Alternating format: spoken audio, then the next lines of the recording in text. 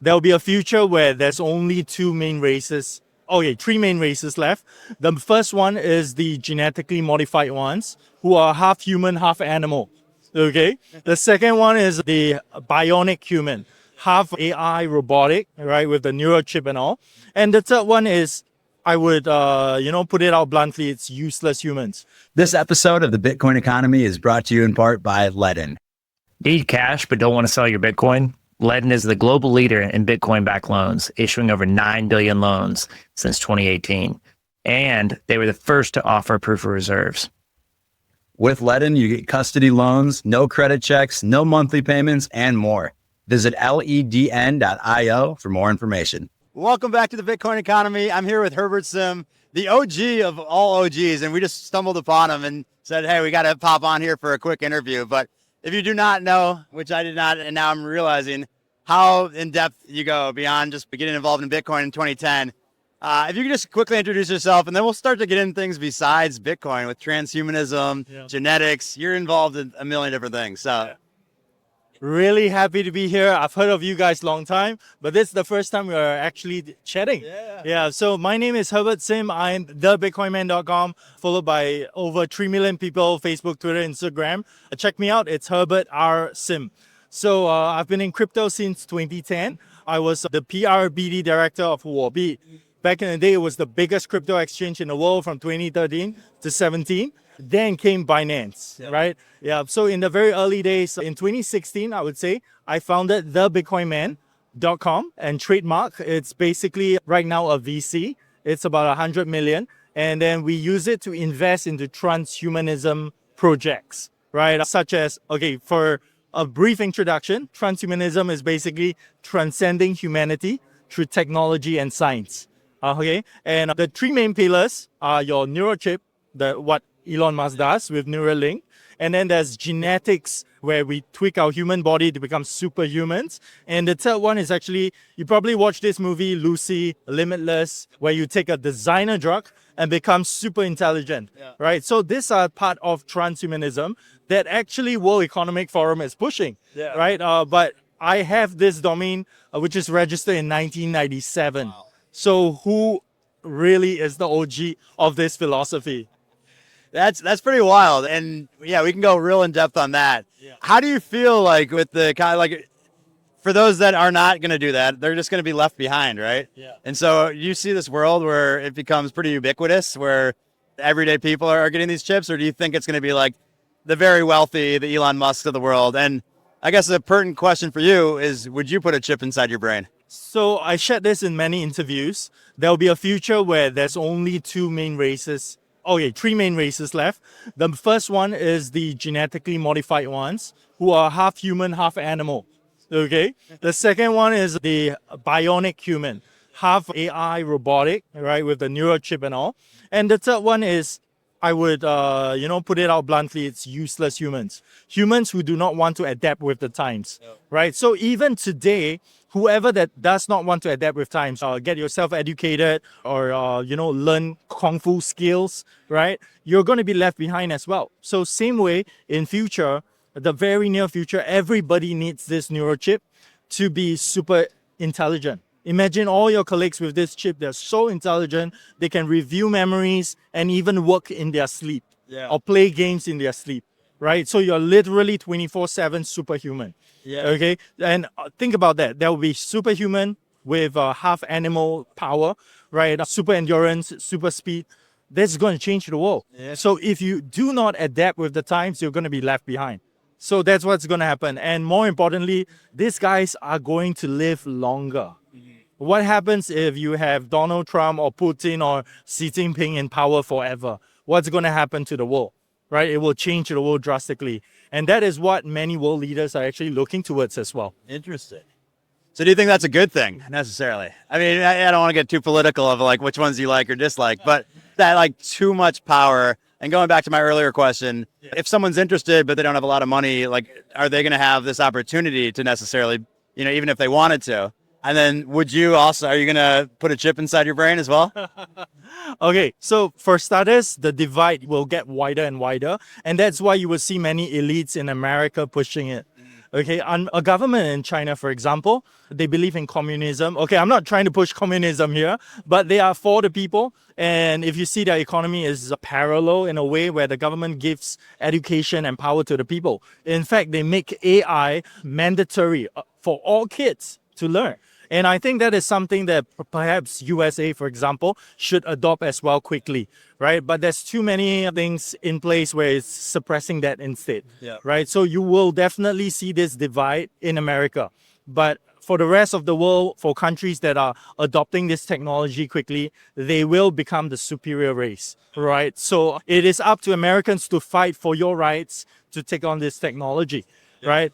Unfortunately, there's always a group that's against this tech.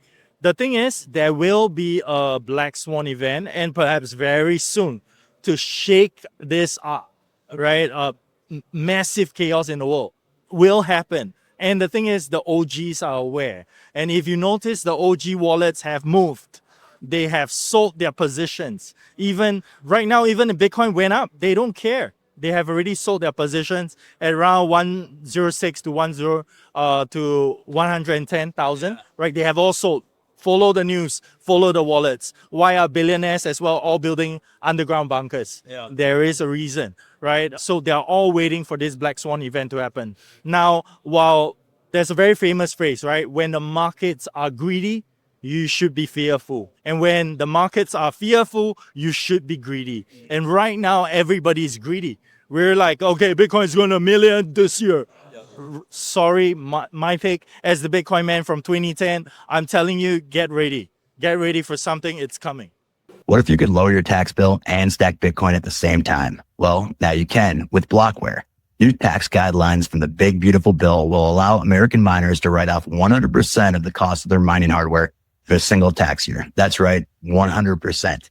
Blockware's mining as a service allows you to do everything from securing the miners to sourcing low cost power to configuring the mining pool. They do it all. You get to stack Bitcoin at a discount every single day while also saving for the upcoming tax season.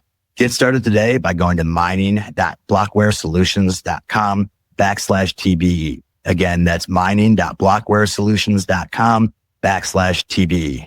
Now back to the interview. Wow.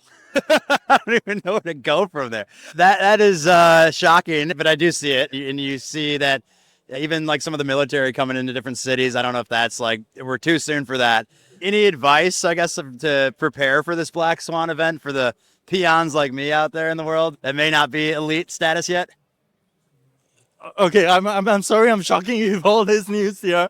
Okay, the thing now is my projection for Bitcoin is still going to be $1 million by 2030 in 5 years. But in this very 5 years, a whole lot of volatility is coming. The goal is to shake out, obviously, the Bitcoin whales. If you know, there's only going to be 21 million Bitcoins ever. Right now, 19 million Bitcoins have already been mined.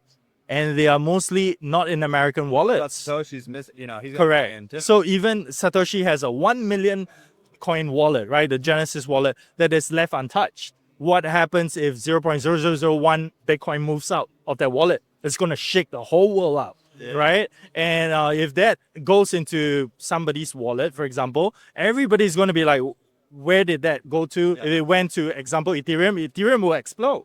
For example, right? So the thing now is, whatever it is, the main thing is Bitcoin will definitely go to $1 million by 2030. But there's so many things that will happen before. As an OG from 2010, you check all my timestamps are there all over social media to prove that. In fact, many other KOLs out there are saying that they are also OGs, but if you check, they have no history to back that, right? So if you look me up, all the cypherpunks, you're aware of cypherpunks? So Satoshi Nakamoto is a cypherpunk, right? So now all cypherpunks are also transhumanists. They push the idea of extropianism. Okay, I can go in more in depth, but it will take hours. But so briefly, it's all about, transcending humanity through technology and science. And the way to go about it, like I mentioned, the 3 pillars of transhumanism, that neurochip, we have the designer drugs, and obviously genetics. So you will 100% see all the elites of the world pushing this. In fact, in the last decade, World Economic Forum is the specific one pushing that. right? And you have the likes of Elon Musk. Now even Sam Altman is going into brain-computer interface. Why? Right? So there's so many questions. You have to go down the rabbit hole and you will find out what I say to be true. Right? My name is Herbert Sim. Look me up, thebitcoinman.com. Last question then. And yeah, I mean, I'm one of the guys that does go down those rabbit holes, and I'm kind of an alarmist amongst my friends as well, saying like shit is happening, guys. You got to pay attention. Is Satoshi alive? And is he one person? Is it a collective of devs? Do you know? Have you met Satoshi? Okay, so the thing is, a bit back to your early question about what can the average guy do, because right now we are living in very alarming times whereby the elites right now are doing moves that will shake up the average person, and you may actually even die in the process. I'm not trying to scare anybody here, but we have to be prepared, right? Like in America, it's already sounding alarms where stock up your food. In fact, I'll go one step further, buy your first Bitcoin, buy real physical gold as well, right? Stash it up, because should the US American dollar collapse, what are you going to do? You're going to trade with Bitcoin or your digital gold or silver, right? These are some things that you can trade, or with food, right? We'll come down to the point that, okay, you trade me your rice, I give you potatoes, something like that. So get ready. Reset. Yes, this is the great reset to the golden age that that Trump is talking about, right? The thing is, the average person will not be ready, and they will probably even die in the process, right? So you have to adapt with the time, and you have to be very versatile as well. So this is the question to that. And then obviously about myself taking a neurochip, eventually I will as well, because right now we are doing mega testings across the world, compiling data. So neurochip.com, we are only compiling data. We do not put the computer chip into a brain. While Elon Musk does that, we only have a helmet that compiles data. That's it. For the likes of Elon Musk to adopt our tech and then quickly make it to 100% sync to the human brain. Yeah. So that's to answer your question. And what was your last question? Who Satoshi is? Okay. So to the topic. Okay. So 2010 till now, I actually did many interviews where I actually shared and drop hints of who Satoshi Nakamoto is. So the thing is, actually a lot in 2010, we already roughly knew who he was, but he decided to stay anonymous.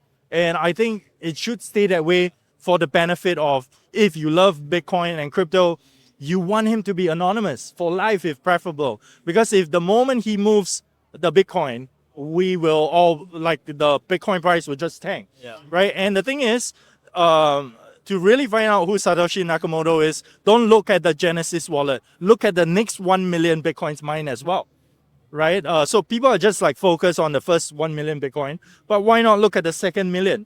There's a reason why Satoshi Nakamoto is able to stay hidden all these years, because he still had access to the next 1 million as well. There were very few miners at that point of time, till 2012-13, where you see a lot moving into China, and China miners moving in. You have the likes of the biggest one like Bitmain, right? Look up who are the big bosses behind Bitmain as well, and you will see how it transitioned from the west to the east and then back to the west again, where the last holders are right now the likes of Michael Saylor and all. So who is going to, it's actually the last hand holds Bitcoin.